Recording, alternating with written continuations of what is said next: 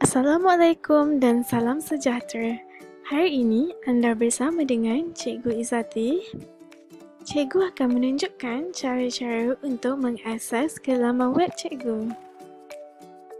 Pertama, anak-anak hendaklah menekan type izzati specialedu.weebly.com. Kemudian, anak-anak akan sampai ke laman web page ini. Laman web page ini merupakan laman web pendidikan khas bagi subjek tingkatan 1 pendidikan sains, sosial dan alam sekitar. Dapat dilihat di sini merupakan video cara untuk menggunakan laman web Cikgu Izzati.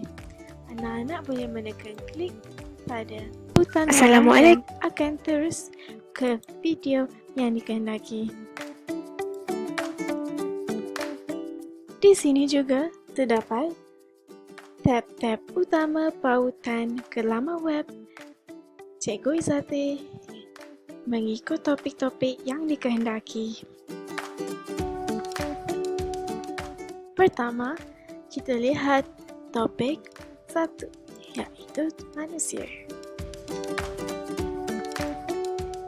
Di sini, cikgu telah letak beberapa video dan juga gambar yang menarik bagi setiap topik itu.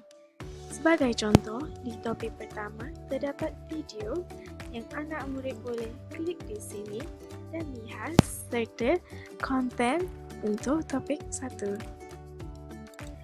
Jika anak murid melihat pada topik kedua, kita boleh saksikan di sini terdapat pelbagai gambar dan juga video yang boleh dilihat.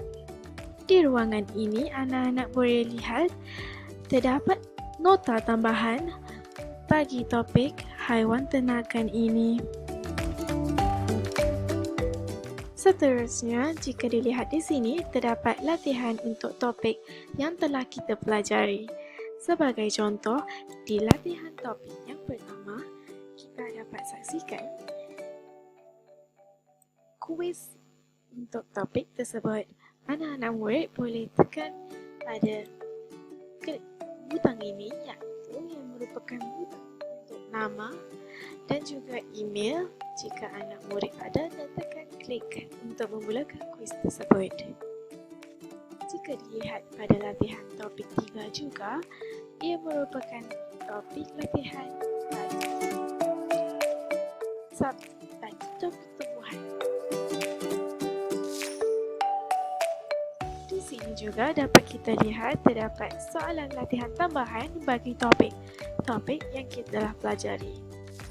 Di ruangan blok interaksi, jika anak-anak murid klik, di sini anak-anak murid dapat lihat ia merupakan ruang interaksi di mana cikgu telah meletakkan pelbagai permainan sambil belajar yang murid-murid boleh guna.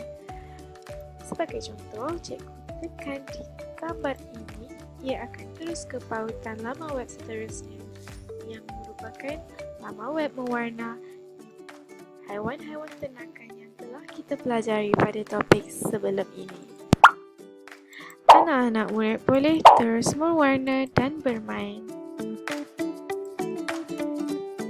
Anak-anak murid juga boleh bermain pelbagai lagi permainan yang disediakan di sini dengan hanya mengklik gambar ataupun topik tersebut.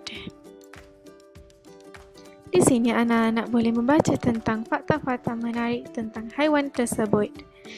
Tekan klik pangkah jika anak-anak hendak menutup fakta-fakta itu.